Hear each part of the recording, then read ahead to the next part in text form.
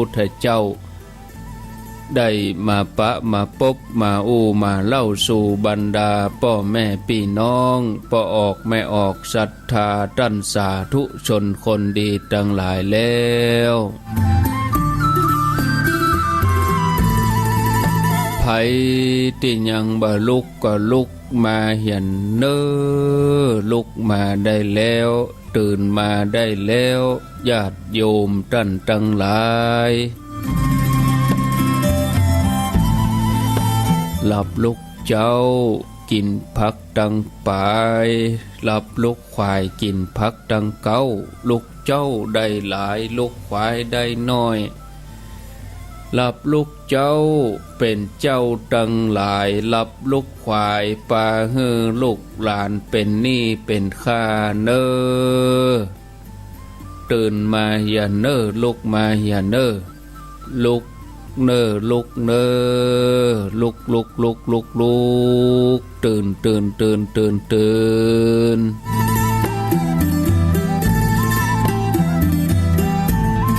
ตื่นได้แล้วลุกได้แล้วญาติโยมท่านทั้งหลายลุกเจ้าตื่นตัวเจ้าบัวกับอาหันเยี่ยงนานาพังพร้อมลุกควายบ่ตันหนตางกีดกอมก้าตัวบ่ต้อมปูนอายจุงเก่งเข้าไว้อย่าไปเฮือขวายต่อหน้าสบายจำไว้เน้อเจ้าจำไว้เน้อเจ้า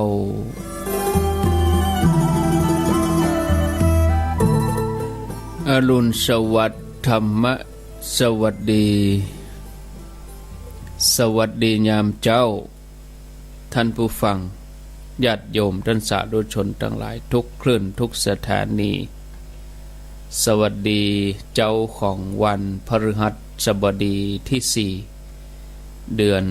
มีนาคมพุทธศักราช2564วันนี้เป็นวันเดือน6เหนือแหม6ค่ำพร่ำว่าเป็นวันพฤหัสบดีมาปะมาเสียงธรรมแสงอรุณมาปะกับอาตมภาพพระครูอภิวัฒนวิกรมวัดปากตังเจริญตำบลดอยหล่ออำเภอดอยหล่อจังหวัดเชียงใหม่เป็นผู้รับผิดชอบดำเนินรายการอนุโมทนาสถานีวิทยุ 89.50 บ้านทุ่งเรดิโอบ้านป่าซักตำบลบ้านกลางอำเภอสันปะตองจังหวัดเชียงใหม่โดยลุงดมป้าเทียมวันพุทธวงศ์ 89.50 บ้านทุ่งเรดิโอสถานีวิทยุ 98.75 คลื่นธรรมะของชุมชนวัดห้วยตองซักโดยท่านพระครูวาปีวรมนิตท่านอาจารย์ชวริตชยวังโสเวียงป่าเป้าเรดิโอ 90.0 อำเภอเวียงป่าเป้าจังหวัดเชียงรายในทีมงานของคุณดารุณีเวียงป่าเป้าเรดิโอนี่ก็ครอบคลุมอำเภอเวียงป่าเป้าแม่สวยวังเหนือคลื่น 100.25 คณะสงฆ์อำเภอฝางตั้งอยู่ที่วัดพระบาทอุดมน้ำบ่อสาวาสำนักวิปัสสนาในเมตตาปรมีธรรมของหลวงพ่อพระครูสุจิตานุรักษ์หลวงพ่อเจ้าคณะอำเภอฝางครอบคลุมอำเภอฝางแม่อายชัยประการมนต์เสียงธรรมอำเภอแม่แจ่ม 106.25 เมตตาปรมีธรรมหลวงพ่อพระครูมงคลวิสิทธิ์เจ้าคณะอำเภอแม่แจ่มวัดบุพารามตำบลจังเครื่องอำเภอแม่แจ่มจังหวัดเชียงใหม่ 106.25 วิทยุชุมชนคนเมืองลี้ 103.75 อำเภอลี้จังหวัดลำพูนในสมาคมวิทยุชุมชนอำเภอลี้สภาวัฒนธรรมอำเภอลี้เสียงธรรมจากวัดจันทร์ 103.50 อำเภอกัลยาณิวัฒนาวิทยุชุมชนคนนาน้อยอำเภอนาน้อยจังหวัดน่าน 91.50 4 คำเรดิโอ 92.50 อำเภอเวียงสาจังหวัดน่าน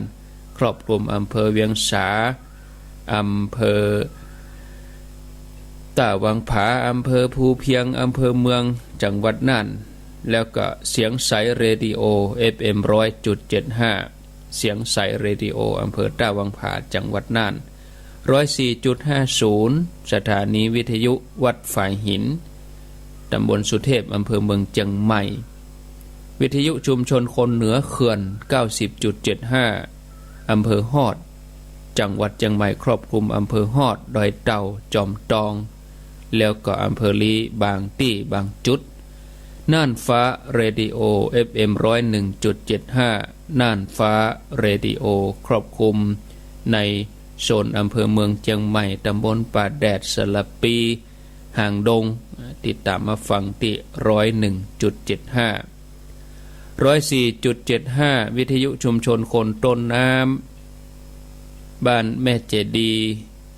ตำบลแม่เจดีใหม่บ้านโป่งน้ำฮ้อน FM 104.75 วิทยุชุมชนคนต้นน้ำแล้วก็ที่ 103.50 แดนดินถิ่นล้านนาแดนดินถิ่นล้านนาอำเภอสันปะตองจังหวัดเชียงใหม่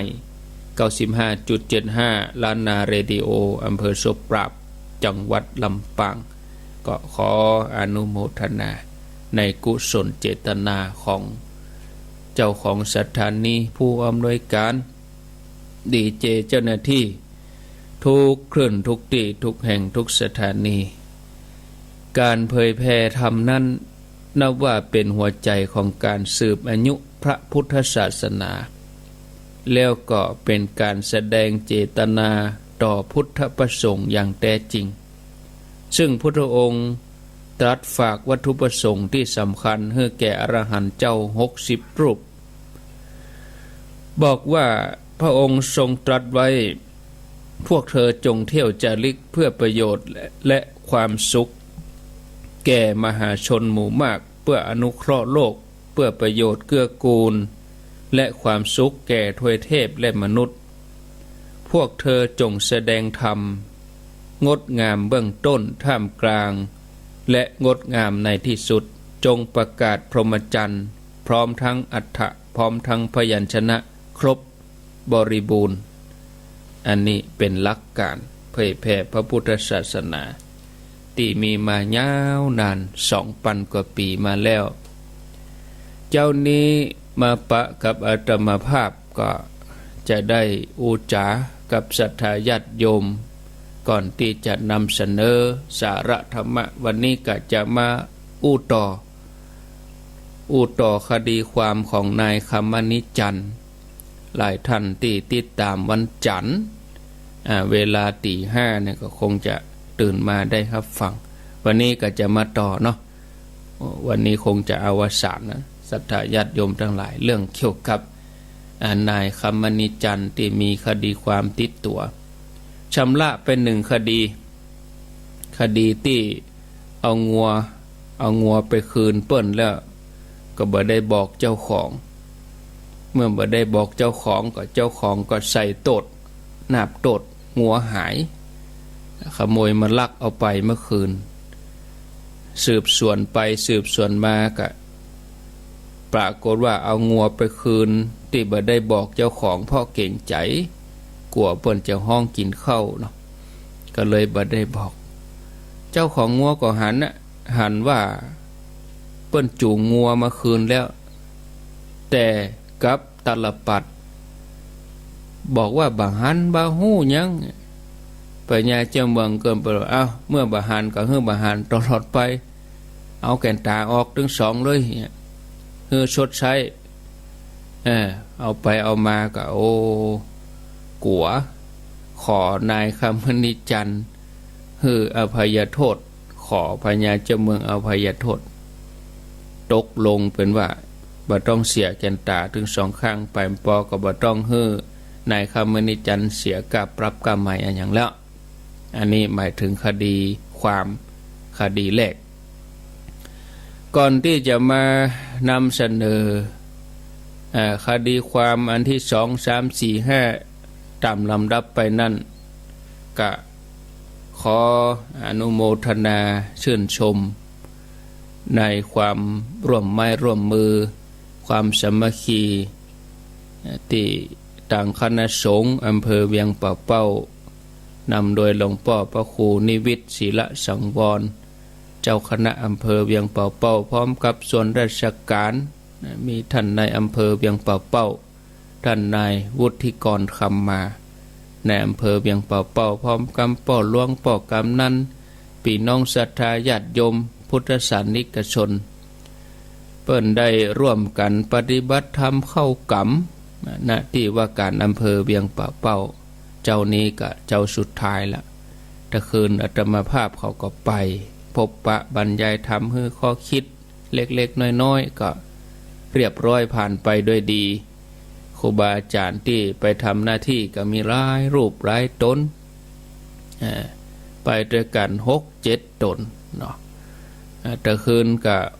ไปถึงสถานที่ก็18:30 น.เนาะ18:30 น.ก็ทำวัดเย็นโดยครูบาอาจารย์20:00 น.ก็บรรยายธรรม1 ชั่วโมง3 ทุ่มก็เรียบร้อยกว่าที่จะออกสถานที่มาได้ก็ญาติโยมพบปะเฮียเปิ้นให้ป้อนหอมไอ้หยังเล็กๆน้อยๆเรียบร้อยเปิ้นตาลปันปอนไอ้หยังลดออกจากในบริเวณงานก็ประมาณ3 ทุ่มครึ่ง3 ทุ่มครึ่งก็มาก่อยมาด้วยกันรถตู้2 กันกันแรกก็อาตมาเขา5-6 ตนกันที่2ก็ของท่านพระครูวาปีวรมนิตวัดห้วยตองซักก็ด้วยกันมาก็มาถึงที่วัดก็เที่ยงคืนพอดีศรัทธาญาติโยมก็ทยอยไปส่งครูบาอาจารย์แต่ละตนก็ถึงวัดเที่ยงคืนก็ได้รับดีอยู่ตื่นมาก็ตี 4:50 นาทีตั้งเวลาไว้ก่อนหน้าแต่กี้น้อยแต่ถ้าปกติถ้าบ่ได้ไปไหนถ้าว่ารับเจ้าจำวัดเจ้านี่ก็ประมาณ2 ทุ่มปลายฟังรายการไปโดยฟังวิทยุฟังธรรมะไปสักเตือบางคืนก็3 ทุ่มบางคืนก็2 ทุ่มแต่แต่คืนนี่บ่ได้หลับเพราะต้องอู้เป็นกู้คนขับพอครูบาอาจารย์บางตนเพิ่นก็รับในรถไป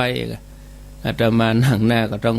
เป็นกู้คนขับไปมีหยังก็กันไปจนฮอดถึงวัดจิบครูบาอาจารย์ก็ไปถึงวัดโดยความเรียบร้อยสวัสดิภาพปลอดภัยเหมือนกันกู้ตนกู้องค์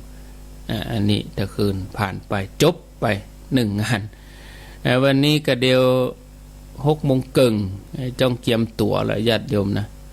18:30 น.ก็วันนี้จะได้ไปแม่แจ่มงานพระราชทานเพลิงศพ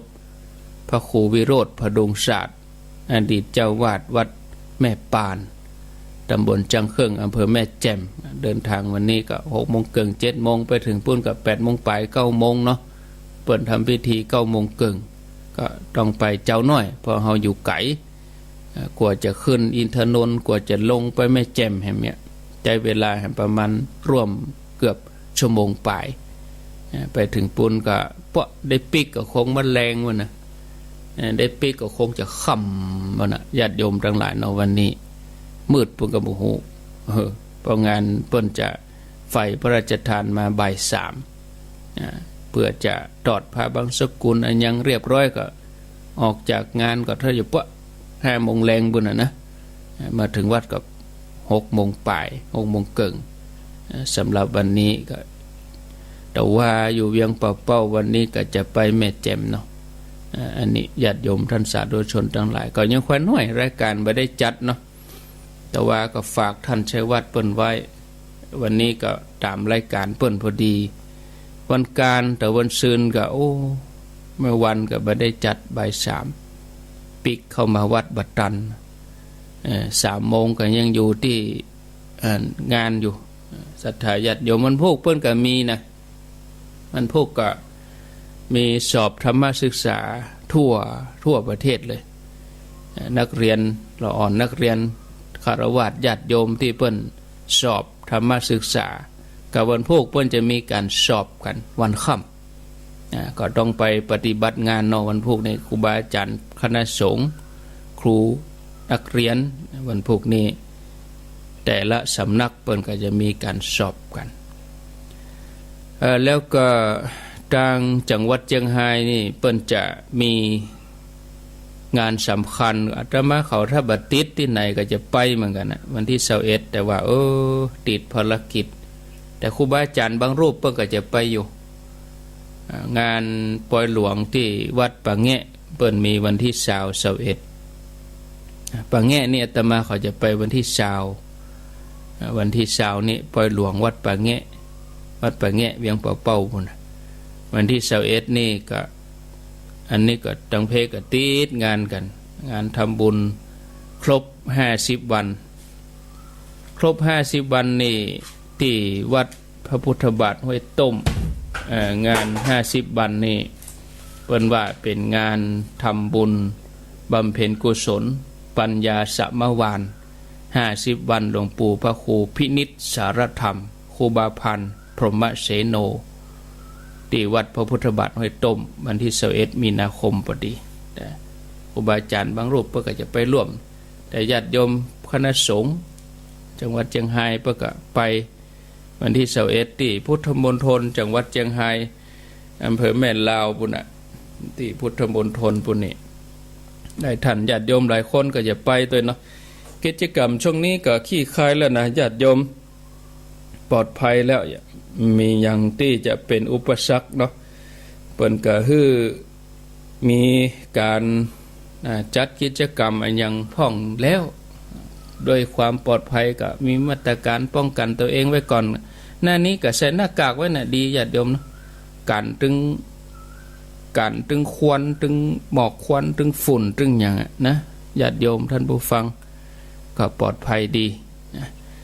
เอาละเนาะอู้กันไปก็ใจเวลาเมินเหมือนกันเกือบเกินชั่วโมงแล้วดอกเว้ยนะเผื่อแป๊บเดียวบ่ได้นะเกริ่นนำตักเข้ารายการอู้กิจกรรมอู้งานอู้อย่างไปหมดไปแล้วเกินชั่วโมงเอามาอู้ถึงเรื่องที่จะเล่าให้ฟังโพธิสัตว์อันเป็นพญาเจ้าเมืองก็ถามโจทย์ตอนที่คดีที่2นี่นะคดีที่2ที่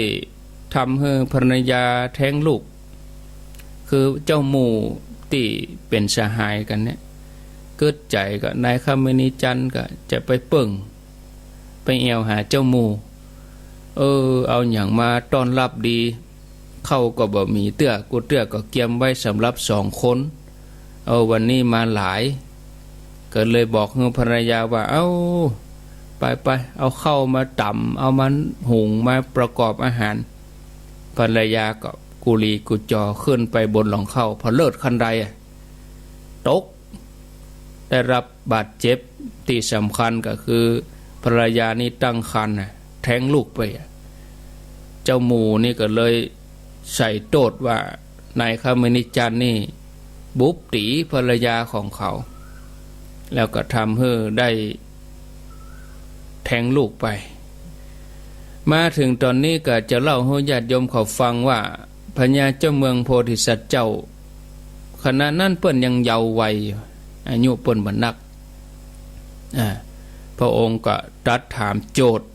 บอกว่าในเวลาที่นายคำมณีจันทร์ตบตีภรรยาของเจ้าเนี่ยมีไผ่หู้ไผ่หันก็โจทย์ก็กราบทูลว่าก็บ่มีไผ่หู้ไผ่หันพระเจ้าข้า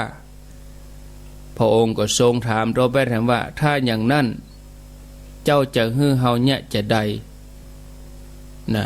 โจทย์ก็บอกว่าข้าพเจ้าอยากได้ลูกคืนมาพระเจ้าค่ะ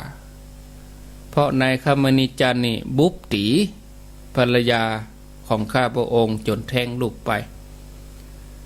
โพธิสัตว์เจ้าก็ยืนยันแถมว่ามีไผ่หู้ไผ่หันก็คนที่เป็นโจทย์นั่นก็ว่าบ่มีไผหู้ไผหันแท้มะนี่นะแล้วเนี่ยจะได้ก็ยืนยันว่าใครได้ลูกคืนมาพญาเจ้าเมืองโพธิสัตว์เจ้าเปิ้นก็ว่าถ้าอย่างอัน นายคำมณีจันทร์ก็เอาภรรยาของบุรุษคนเนี้ยไปไว้ในเฮือนจนกว่านางจะมีครรภ์แล้วก็ในเวลาที่นางคลอดลูกแล้วก็เอาลูกมาคืนให้เขาคนนี้ศรัทธาญาติโยมคืออยากได้ลูกคืนเหมือนก็อันนายคำมณีจันทร์เอาภรรยาเขาไปไปอยู่ด้วยกันนะโอ้ง่ายๆก็คือไปแผงลูกคือเด้อเนาะแผงลูกคือคืนเหมือนเก่าได้จนภรรยาเขาตั้งครรภ์บอกของโจทย์ได้ยินอย่างอันโตตะลึงเลยตาเลือกเลยหันท่าบดีเสียลูกบ่พอจะมาเสียภรรยาให้นายคำมณีจันทร์แถมก็เลยมอบการไปหาพญาเจ้าเมืองอ้อนวอนว่าโอ้อย่าได้รับสั่งอย่างนี้อย่าได้รับสั่งอย่างนี้แถมบ่พอศรัทธาญาติโยมก็ยังเอาทรัพย์นั่นให้นายคำมณีจันทร์แล้วก็ปลดหนีไปเลยญาติโยมทั้งหลาย โดนไม้นี้ใครได้ลูกคืนกะอันก็เอาภรรยาไปอยู่ด้วยนายคำมณีจันทร์ไปจนได้มีลูกด้วยกันนะจนกลัวนางจะตั้งท้องถ้านางตั้งท้องแล้วก็เกิดลูกแล้วก็เอามาใครได้ลูกอยากบ่เอาแล้วท่านอย่างอี้บ่เอาแล้วเนี่ยนะศรัทธาญาติโยมต่อไปคดีต่อมานี่คนเลี้ยงม้าที่ไล่ม้าจะเอาไปก็มาเดินม้าก็ล่นผ่านม้าตัวนี้ถ้าจะบ่ไปตามหมู่บ่ได้ไปตามฝูงเนาะเจ้าของม้านี่ก็บอกพายุทั้งหน้าวกม้าเฮือกำไล่ม้าเฮือกำนายคำมณีจันทร์เปี่ยได้ก้อนหินขว้างม้านี่ก็ล่นไปหับก้อนหินไปติดชายขาม้าขาหักนะก็เลยเป็นถ้อยเป็นความกันโจทย์ก็เลยว่าต้องชดใช้ค่าเสียหายคนเลี้ยงม้าอันนี้เป็นคดีที่3กราบทูลพญาเจ้าเมืองว่าขอเดชะนายคนเนี่ยเอาบะหินขว้างม้าของข้าพระองค์จนม้าขาหักพระเจ้าข้าเนี่ยนายคำมณีจันทร์ก็ปฏิเสธข้อหานี้เพราะว่าบ่ได้มีเจตนาก็ทำตามกรรมขอร้องเขาของเจ้าของม้าเนี่ยเจ้าของม้าบอกให้ฆ่าลูกบกขว้างกำให้มันม้าตัวนี้มันปีกม้านายคำมณีจันทร์ก็ได้ชี้แจงเหตุการณ์ที่เกิดขึ้นจนแจ้งจนกระจ่างโจทย์ก็ยืนยันจะเอาเรื่องที่เตี้ยนะบอกว่าตัวเก่าบ่ได้บอกให้เอามาหินขว้างลูกบอกให้วกบ่ได้ลูกข้าบ่ได้บอกเอาบ่หินขว้างแต่ท่านเอาบ่หินขว้างนี่ม้าก็เลยขาหักไปพอริษัทเจ้าก็หูเหตุหูผลพิจารณาพญาเจ้าเมืองโพธิสัตว์เจ้าก็มีความคิดดำริบ้างเขาจะต้องข่มบุรุษผู้นี้อันเดียวนี้ใจเขาคืออยากได้กล้าปั๊บกล้าไม่จะเอาโทษเปิ้นอย่างเดียวพญาเจ้าเมืองโพธิสัตว์เจ้าก็เลยตัดสินว่าบุรุษผู้นี้เนี่ยบอกให้เปิ้นขว้างม้าของตัวเก่าแล้วปฏิเสธว่าบ่ได้บอกมีความผิดเกิดที่ปากเป็นตัวบอก เพราะฉะนั้นตัดสินคดีนี้โดยที่ตัดลิ้นแล้วก็เอาเข็มมาเย็บปากนี่หรอตัวเก่าเป็นคนบอกเปิ้นโลวกมาเฮือกรรมเกิดมาเฮือกรรมแล้วก็บอกว่าบ่ได้ได้บอกอ้าวตัดลิ้น ทหารตัดลิ้นเขาแล้วก็เอาเข็มมายิบปากแล้วก็เอาทรัพย์เนี่ย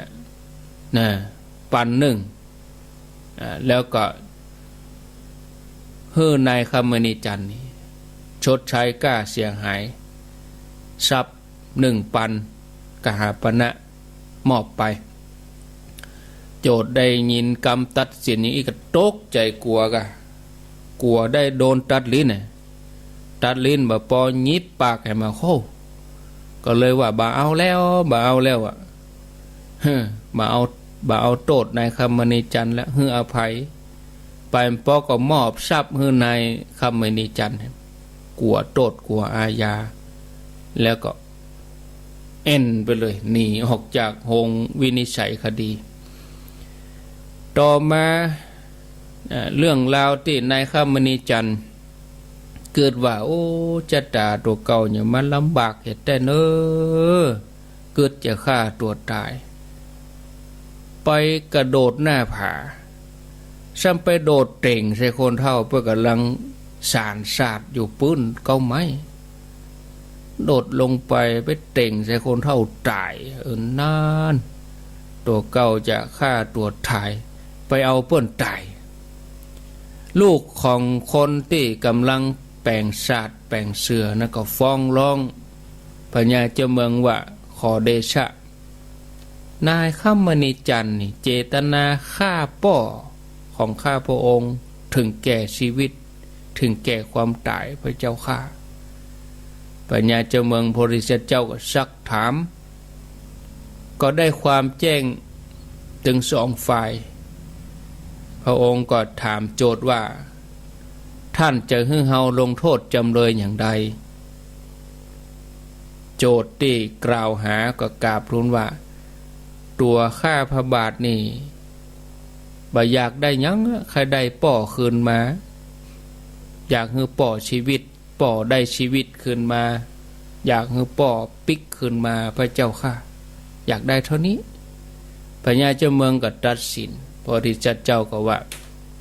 อ้าวถ้าอย่างอันนะนายคำมณีจันทร์ท่านจงนำมารดาของบุรุษผู้นี้ไปเป็นภรรยาของท่านแล้วก็จะได้ตำแหน่งป่อนี่หรอเพราะคนที่ตายไปแล้วเนี่ยสุดวิสัยที่จะให้มีชีวิตขึ้นมาได้โหโจทย์ผู้เป็นบุรุษที่กล่าวโทษนายคำมณีจันทร์ได้ฟังกรรมวินิจฉัยอย่างอันก็บ่เอาก็ใครได้ป่อคืนมาอย่าเอาคำมณีจันทร์ไปเป็นป่อเลยไปอยู่กับแม่ของเขาไปว่ะ จะได้ป่อใหม่อย่าใครได้ป่อใหม่กับอันเนี้ยกับคำมณีจันทร์ไปอายุรุ่นราวเขาเดียวกันนี่นะบอกกองได้ยินเนี่ยเขาบ่เอาพระเจ้าค่ะบ่เอาไปได้จะได้ก็ใครได้ป่ออย่าบ่เอานะก็เนี่ยป่อแล้วอันที่ตายไปแล้วไปคืนมาได้จะได้พญาเจ้าเมืองตัดสินจะอีก ฝ่ายโจทย์นั่นก็ว่าบ่เอาแล้วว่ะนะไปบ่ปอก็บ่เอาโทษเอาอย่างนายคำมณีจันทร์ไปปอปั่นทรัพย์เมื่อแถมแล้วก็ออกจากวังไปเหมือนกับโจทย์ถึง2-3 คนชนะคดีความหมดแล้วก็นี่เป็นคำถามแหมเหมาะว่าญาติโยมคำถามที่มานพฝากมาพญานาคเทวดานกกระทาแล้วก็กวางฝากคำถามมาเมื่อนายคำมณีจันทร์ชนะคดีความถึงหมดก็มีความยินดีพญาเจ้าเมืองได้ตัดสินด้วยความปรีชาสามารถขนาดทรงพระเยาว์มีพระปัญญาเฉียบแหลมมีความยุติธรรมสมกับที่เป็นมหาบุรุษปกครองแผ่นดินนายคำมณีจันทร์ก็ก้มกราบถวายบังคมด้วยความเคารพแล้วก็ขอโอกาสกราบทูลถามคำถามที่มีผู้ฝากมาบอกว่าเทวดาบอกว่าคนบอกว่าสัตว์นกกระทากวาง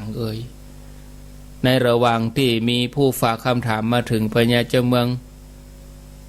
แต่เมื่อถึงเวลาถามนายคำมณีจันทร์กลับถามจากเรื่องสุดท้ายไปหาเรื่อง เรื่องแรกนะแทนที่จะถามเรื่องที่ปะแรกๆไปถามเรื่องสุดท้ายในคำมณีจันทร์ย้อนถามเรื่องสุดท้ายมาก่อนโพธิสัตว์เจ้าอันเป็นปัญญาเจ้าเมืองก็แก้เรื่องราวต่างๆได้อย่างดีบ่มีติขัดข้องอะไรอย่างเรื่องของพราหมณ์มานพกลุ่มหนึ่งที่เฮียนมนต์บ่ได้ดีเหมือนเก่าก่อนแต่ก่อนนี่จำดีเนี่ยฝากคำถามว่าเป็นได้บ่เดนี้ถึงเฮียนได้บ่เก่งเฮียนได้บ่ดีเหมือนเก่าก่อนโพธิสัตว์เจ้าอันเป็นปัญญาเจ้าเมืองก็ทรงแก้คำถามนี้ว่าเหตุที่หมู่มานพทั้งหลายเฮียนมนต์ได้บ่ดีเหมือนเก่าก่อนนั้นก็เพราะว่าไก่เนี่ยขันพิษเวลาไก่นี่มันขันพิษเวลาเมื่อก่อนนี่มีไก่ตัวนั้นก็บอกเวลาถูกต้องแต่บัดนี้ไก่เนี่ยขันไว้เนี่ยบ่ถูกต้องทำให้มานพหนุ่มนี่ตื่นมาสาธยายมนต์บ่เป็นเวลาเมื่อก่อนนี่ก็ตื่นมาก็สาธยายมนต์ตามเวลาที่เหมาะสมแต่บัดนี้ไก่ตัวนั้นหายไปเห็นแล้วได้มีไก่ตัวอื่นมาขันแทนที่เนี่ยไก่ตัวนั้นก็มาขันดึกพ่องขันไก่แจงพ่องทำให้บรรดามานพทั้งหลายตื่นมาบัดตรงเวลาตื่นมาเมื่อดึกพ่องก็มาง่วงมาหาวนะตื่นในเวลาใกล้แจ้งก็บ่มีเวลาสาธยายมนต์ก็น้อยโดยเหตุนี้นะมานพทั้งหลายก็เลยเฮียนมนต์ได้บ่ดีเหมือนเก่าก่อนนะเรื่องของพญานาคน้ำที่ขุ่นในสระที่ขุ่นแต่ก่อนนี่ใสเป็นจะได้ประเด็นนี้คุณปัญญาเจ้าเมืองพิจารณาแล้วตอบว่าเพราะเราบรรดานาคบริวารเนี่ยมีการทะเลาะกันวิวาทกันทุกราตรีเมื่อคืนมานาคก็ทะเลาะกันก็ทำให้สระน้ำขุ่นกันแต่ก่อนนี้มันสงบเพราะว่าบ่มีการทะเลาะกันบัดนี้ทะเลาะกันก็เลยน้ำนั่นก็เลยบ่ใสเหมือนเก่าก่อนต่อมาเรื่องของลุกขเทวดาที่ฝากคำถามมาว่าจะได้เป็นจะได้แต่ก่อนก็มีคนเอาเครื่องมาบวงสรวงมีคนมาไหว้มาปูชานักเป็นจะได้บัดนี้บ่มีไผเอาอันหยังมาบวงสรวงบ่มีไผมาไหว้ลุกขเทวดาก็พิจารณาตอบเนาะท่านโพธิสัตว์เจ้าก็ตอบว่าลุกขเทวดานั้นนะบ่เอาใจใส่ที่จะดูแลคนว่าไผมาเยี่ยมมาเยือนเหมือนเก่าก่อนแต่ก่อนเทวดาอาศัยการดูแลคนเอาใจใส่รักษาคนก็เลยเอาอย่างมาสักการะบูชาประเด็นนี้ลุกขเทวดาท่านเนี้ยบ่เอาใจใส่ดูแลรักษาคนที่เดินทางไปมาเหมือนเก่าก่อนก็เลยมีไผเอาเครื่องสักการะมาบูชาเหมือนเดิมต่อไปเรื่องนกกระทาที่บ่ยอมไปจากจอมปลวกใหญ่ปัญญาเจ้าเมืองกับวินิจฉัยว่าเพราะที่จอมปลวกใหญ่นั้นมีขุมทรัพย์อยู่ปื้นหันนกกระทาตัวเนี้ยอดีตเก่าก็คือเจ้าของทรัพย์นี่ใจติดอยู่กับขุมทรัพย์เลยบ่ยอมไปที่ไหนบินไปไกลก็บ่ไกลแวดอยู่แต่หมู่จอมปลวกคณะอดีตชาตินะก็เป็นมนุษย์แล้วก็หลงอยู่ในทรัพย์ตรณีบัตรทำบุญอะไรอย่างจิตรณีในทรัพย์ตัวเองหัวทรัพย์นั้นจะหมดก็เลยมาฝังไว้ที่จอมปลวก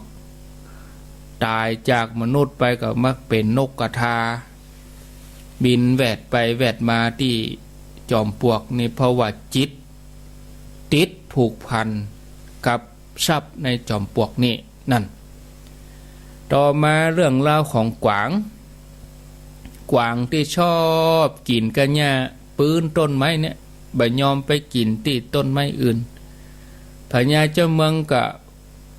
วินิจฉัยว่าเพราะต้นไม้เนี่ยมีหางพึ่งหางใหญ่นะน้ำเพิงนี่ยดลงมาถูกใบไม้ถูกยอดหญ้าก็ทำให้กวางตัวนี้เมื่อได้กินหญ้าที่ปืนเก้าไม้ก็ได้รสชาติหวานหอมติดใจในน้ำผึ้งต่อมาเรื่องของงูพญาเจ้าเมืองก็พิจารณาเพราะว่าจอมปลวกที่งูอาศัยอยู่เนี่ยงูนี่ตามเหตุที่ฝากคำถามว่าออกยากเข้าง่ายน่าจะปีนกันเนาะ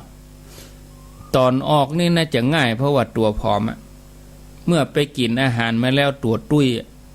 เข้าอยู่ในหูนี่มันต้องยากอะแต่งูนี่ฝากถามว่าเป็นจะใดวะตอนออกนี่ยากขนาดว่าไปกินอาหารมาแล้วเนี่ยจะปีกเข้ามาในหูยากแต่ยากว่าปัญญาเจ้าเมืองโพธิสัตว์เจ้าก็วินิจฉัยว่าเพราะจอมปลวกที่งูอยู่นี่นะมีขุมทรัพย์ใหญ่อยู่ปื้นนี่งูตัวนี้ในอดีตก็เป็นมนุษย์ตายไปแล้วก็เอาทรัพย์มาฝังไว้เหมือนกันเหมือนนกกระทามีความหวงในทรัพย์เวลาจะออกไปหาอาหารก็เลยรู้สึกใครออกจากจอมปลวกนี่มันก็รู้สึกว่าออกมายากเพราะว่าห่วงบ่ใครออกไปเนี่ยเหมือนว่าร่างกายนี่จะใหญ่จะกับหูกับป่อง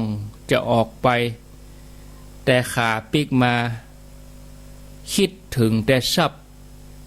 ก็เลยเข้าไปอย่างง่ายเลยเข้าไปอย่างรวดเร็วเพราะคิดถึงทรัพย์ที่อยู่ปืนจอมปลวกนั้นขณะที่เป็นมนุษย์หวงแหนใจติดอยู่หั่นอันเนี้ยออกง่ายเข้ามายากนี่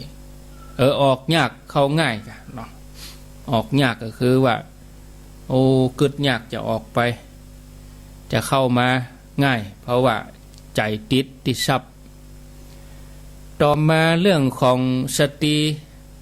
แม่หญิงที่ไปอยู่บ้านเนี่ย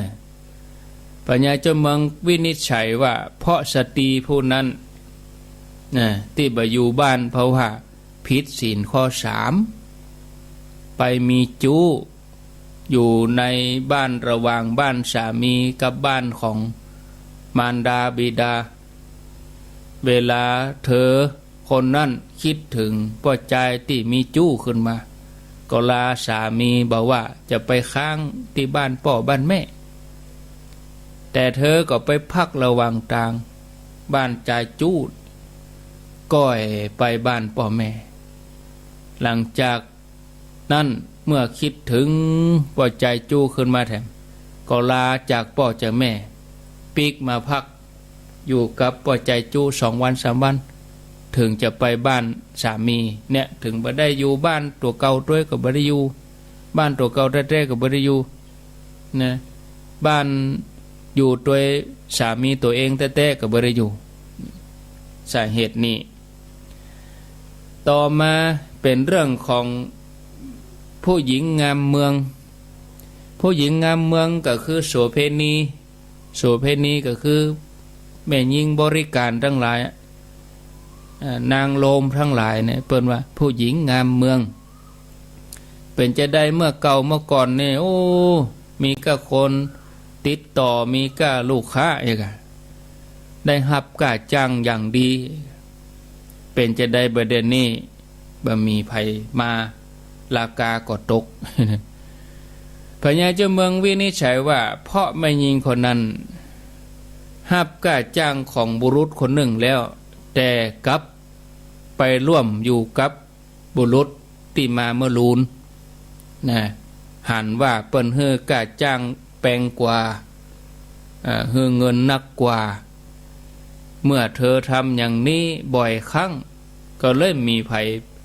ไปมาหาสู่เหมือนเก่าก่อนต่อมาเรื่องสุดท้ายที่จริงก็เป็นเรื่องแรกที่ฝากถามแต่ในคำนิจันทร์นี้เรียงลำดับเอาเรื่องสุดท้ายมาก่อนเรื่องของผู้นำตัดสินว่าจะได้ถึงเสื่อมจากลาภสักการะพญาเจ้าเมืองโพธิสัตว์เจ้าวินิจฉัยก็บอกว่าผู้นำคนเนี้ยตัดสินคดีด้วยความบยุติธรรมก็เลยเสื่อมจากลาภยศสรรเสริญแล้วโพธิสัตว์เจ้าก็ตรัสบอกว่าขอท่านเพื่อนำคำตอบนี้ไปบอกให้คนเหล่านั้นตามกรรมที่เฮาแก้ไขมานี้จากนั้นนายคำมณีจันทร์ก็กราบทูลลาพญาเจ้าเมืองนำความนี้ไปบอกแก่มานพไปบอกแก่พญานาครุกขเทวดานกกระทาแล้วก็ไปขุดเอาทรัพย์ในจอมปลวกที่นกกระทาจากนั้นก็ไปที่ต้นไม้ไปแจ้งความนี้แก่กวางแล้วก็เอาพึ่งนั้นไปถวายพญาเจ้าเมืองเนี่ยไปที่อยู่ของงูเอาทรัพย์นั้นไปบริจาคทานทำบุญจากนั้นก็ไปบอกฮือสตรีผู้ที่บ่ได้อยู่บ้านอยู่จองตัวเองก็เพราะว่าเลิกคบจู้สู่ใจบอกพฤติกรรมอันบดีของแม่หญิงงามเมืองคนนี้แล้วก็ฮือสติแก่ผู้นำพญาเจ้าเมืองได้มอบองค์ราชองค์การนี้คำตอบนี้ไปในคำมณีจันทร์ก็ปิกไปบอกแต่ละคนแต่ละท่านแล้วก็ปิกมารับราชการเหมือนเก่าก่อนตั้งใจบำเพ็ญกุศลตลอดชีวิตจบพอดีญาติโยมจากเรื่องราวที่เฮาฟังจากเรื่องราวที่เล่าเฮาฟังเนี่ยเฮาจะหันว่าพญาเจ้าเมืองโพธิสัตว์เจ้าของเฮาทรงมีพระปัญญาอันเลิศบัดใจเพราะจาตินี้ที่ได้ตรัสรู้เป็นอรหันตสัมมาสัมพุทธเจ้าในอดีตชาติทรงมีสติปัญญาหอบหูทุกด้านทุกภพทุกจัดนะพระองค์สั่งสมบารมีมาความเป็นผู้มีปัญญาบ่ได้ขึ้นอยู่กับอายุแต่อยู่ที่บุญฉะนั้นถ้าเฮาปรารถนาความเป็นคนผู้หู้เฮาจะต้องสั่งสมบุญสั่งสมบารมีกันนะญาติโยมสั่งสมความบริสุทธิ์ด้วยการหมั่นประพฤติปฏิบัติเจริญสมาธิภาวนารักษาข้อปฏิบัติตัวเองให้ดีศรัทธาญาติโยมทั้งหลายวันพวกจะมาอู้ถึงอานิสงส์ของศีลนะวันพวกนี่เวลาตี 5เนี่ยนะอานิสงส์ของศีลจะเป็นอย่างใดเหลวพอเวลาข้างแหม10 นาทีชั่วโมงที่2ตามปกติแล้ววันพฤหัสนี่จะเป็นท่านมหาสมชาตินันทธรรมิโกแต่ว่าท่านมหาสมชาติเปิ้นติดภารกิจไปลำปางอาตมาภาพก็จะเชื่อมสัญญาณเอาวัดฝ่ายหินออกเจ้านี้ก็คงจะเป็นหลวงพ่อท่านพระครูวิสิตศิราพรช่วง6 โมงถึง7 โมงก็เชื่อมเครือข่ายกันเนาะพออาตมาจะเข้ารายการก็บ่สะดวก6 โมงเกินก็ต้องเตรียมตัวแล้วมันบ่สะดวกเนาะอู้ไปมันกังวลก็เดี๋ยวก็จะต้องเตรียมตัวเดินทางแล้วนะพ่อแม่ท่านผู้ฟังสาธุชนคนดีตั้งหลายไผจะอู้จะจ๋าก็ขอเจริญพรญาติโยมตังเวียงป่าเป้าอยู่ใกล้อยู่หิมเป็นศรัทธาญาติโยมเจ้านี้เจ้าสุดท้ายที่เปิ้นจะใส่บาตรกันวันนี้ครูบาอาจารย์เปิ้นออกกรรมกันเนาะญาติโยมก็ขอเจริญพรลุกกันแล้วกันนี่ใส่บาตรทำบุญวันนี้ ส่วนญาติโยมที่ฟังจากที่อื่นที่ไกลตื่นเจ้ามาเฮาได้ไหว้พระสวดมนต์ฟังรายการเรียบร้อยแล้วก็ไหว้พระสวดมนต์ก็อนุโมทนาม่วนอกม่วนใจ0998366322เจริญปนเจ้าไหว้แสเจ้าจากดังใดจากตาโจกหมู่10เจ้าอ๋อตาโจกแม่หลวงปันลูกเจ้าเหมือนกันเนาะลูกมอกอันแต่เจ้าละเจ้าฟังแต่เมื่อตุลุงแล้วก็แม่นนะเจ้าดีกะเจ้าติดตามอนุโมทนาจะไปไม่แจมตัวจะท่าจะออกกี่โมงแม่หลวงเขาให้8 โมงว่ารอโอ้เจ้าบ้านนี่มีปัญหาเจ้าบ้านนี่บอกกองเข้าในงานมันดึงแยกย้ายกันมันไทยมันว่าอย่างไผโลกเจ้าตัวเจ้านี่มันไปตัวนะเจ้าตัวเจ้าน้องแทนก็ไปตัวเจ้านี่มันจุดเด่นอย่างขอโทษ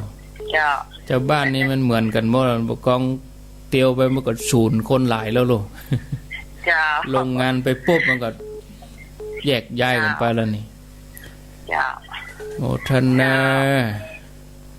เจ้านี่ถ้าว่าเปิ้นทำพิธีแล้วก็เตียวเข้าไปนี่โอ้มันแบบม่วนนะเจริญปนไปจ้าเจ้าแจ่โหมฟังอยู่อนุโมทนาจันจบดีนะลูกเจ้าเหมือนกันเนาะสาธุเจริญปนครับกล่าวไว้ครับท่านอาจารย์ถึงบ้านกี่โมง ถึงวัดกี่โมงก็ครับเที่ยงคืนนะกะเที่ยงคืนพอดีกะท่านวันนั้นไซได้ถึงบ่ายโมงเนาะเปิ้นอันพักที่หนองพระขาวนี่ปิกแม่เจ้านี่คือนี่ไปแถววัดกับเนาะนอนในเพ่เนาะนอนที่อันหนองพระขาวแล้วเฮือนคนขับรถมาฮับมาเจ้านี่ครับไปกับไหวแหละโธ่ตี 2พวกอะแต่คนขับเลยน้องคนไปไก่แล้วแม่เนาะลงดอยมาแล้วก็ปีกขึ้นไปเลยมันไหวอ่ะรถก็บ่ไหวโมทนาก็บุญธรรมบ้านโป่งหนองก็คืนกับปะกันละเจริญปนไอ้สาเจ้าท่านพระครูว่าจะได้เจ้าถูกบ่าวตรวจสักคนละหนีหมดสะอาดหมดไปปอแถมกล้าใหม่เฮ้เปิ้นแถมกล้าปั๊บจัดหลายกลัวกล้าบ่โทข้าได้ลูกกะอย่าไปเป็นป้อเลยเอาเมียไปนอนตัวเลยแค่ได้ป้อก็ต้องไปเอาแม่ไปอย่ามาเอาแล้วสละเลยสละทรัพย์ชนะทุกคดีไปเลยชัดเจนนี่นะเจ้าสายต่อไป0998366322อ้าวรับสายเจริญปนครับผมกลับไปสาครับมาจะได้เน้นหลักหน่อโพธิสัตว์เจ้านี่ตัดนี่เที่ยงธรรมตัดสินคดีเล่นจนว่ามันไม่ได้ปัดตะโกนนั่นไงนั่นป้าอันอย่ามาเสาะเอาเหตุผลหลักฐานยังเห็นมั้งกะสืบสาวเงาเห็นมั้ยสืบเงาปฏิกิริยานั่นน่ะเล่นคำเดียวเลี้ยวจ่ายจะโหลดกันวุ่นวายแตกไปเลยออกไปเลยหนีไปเลยครับผมครับเป็นกำลังใจนะครับสาธุเน้นหลักเอาแถม4 นาที0998366322เจริญปนจากที่ไหนเจริญปนนาเหลียงกะอำเภอเวียงสาฟังชัดเจนดีกะบุญกรรมบุญจูเนอ นาเหลียงเวียงสาสาธุเจริญพรสายต่อไป ไว้สาท่านครูครั นา บ อันนี้นาน้อยตะกี้นาเหลียงก่อนนานประเสริฐอนุโมทนาเนอ ครับรับผังท่านครูประจำครับ อยู่ดีมีสุขเจริญพรสายต่อไป ไอ้ตาตาจานโอ้ อ้าว คดีสุดนะ แม่บุญศรี แล้วเด็กฮะฝากไปถามเด้อ ฝากคำถามแม่บ่โทษ จำได้อย่างดีได้พระอาจารย์ อื แม่ มตอบคำถามแก้ปัญหา ตึงบุญเจ้าพระอาจารย์เนาะ นั่นเรียบร้อยไปเลยเนาะ แม่เนาะพระอาจารย์โอ้ยพระพุทธเจ้าก็ตัดจะรู้ได้อย่างดีเนาะพระอาจารย์เนาะ ได้สติปัญญาเปิ้นเนาะ แม่เนาะแต่พระอาจารย์โอ้ยแม่ฟังอ่ะถึงชัดถอยชัดพามอย่างทิ้งเฮานี่จะลืมไปหมด ลืมกา พระอาจารย์ ลืมพวกก็มาฟังต่อ พระอาจารย์เนอขอคิดดีๆ สาธุสาธุแม่บุญศรีต้นเพิ่งสายต่อไปเจริญพรแห่ม2 นาทีจากที่ไหนเจริญพรไหวจ้าเจ้า อย่างเงาลับกันน่ะยินได้เนี่ยเจริญพรเนี่ยได้ก็ได้ โอ้ เนาะ ฮะ ไปเมาฟังวิทยุมันก็หือฮะอยู่นั่น มาฟังมาโทรกันนะติด ก็อู้แลติดแล้วรู้ ตัวติดแล้วอยู่หัวโง่หัวยาพี่ อ๋อห้อยหยาบบันทิเนาะ เจ้า ฟังชัดดีก็ ฟังชัดเจนอ่ะ จัดเจนดี104นี่นะ104จ้ะ โมทนาสาธุสาธุสาธุสายต่อไปเอาจะหมดเวลาแล้วเจริญพร ครับ จากดังใด ครับถึงแก่จะวันได้เข้ากับมือเดียว เคลื่อนมาแค่ดีเนอะปอนเนอะเคลื่อนมาจับ มาตามแล้วต้นเกมแหนจะได้มาแล้วมาครับ อำเภอหยังปอจังหวัดนั้น อำเภอเมืองครับ อยู่อำเภอเมืองกะ อ๋อ สี่ค มันก็เรื่อง ำฟังสี่คำเรดิโอเนี่ยเนาะ เขาการสี่คำเรื่อง โมทนาโทรศัพท์บ่ชัดเนอะปอนเนอะปออันจะโทรหาไผปอปิดแล้วก็เปิดให้ใหม่เนอะสาธุฟังโทรศัพท์ฟังเป็นกรรมเนาะเจริญพรสายต่อไปเมืองจี้ฟังชัดดีก่ออนุโมทนาเนอะ